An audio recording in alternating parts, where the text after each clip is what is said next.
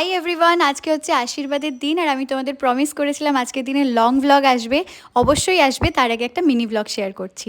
দুটো গাড়ি আমাদের বাড়ি থেকে ভোরবেলা বেরিয়ে পড়েছিল, কেননা অনেকখানি রাস্তা। এই গাড়িটাতে ছিল ভাই, মা আর দিদুন, আর আজকের ভ্লগের দায়িত্ব ছিল ভাইয়ের ওপর। অনেকখানি জার্নি করার পর ফাইনালি পৌঁছে গিয়েছে সবাই বর্ধমানে।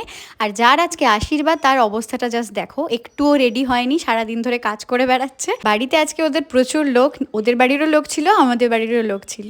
আর এই যে ছোট্ট পুচকিটাকে দেখছো, এটা ওর বোনের মেয়ে। ও ছোট্ট ছোট্ট করে সবার সঙ্গে বসে বসে জায়গা সাজাচ্ছে।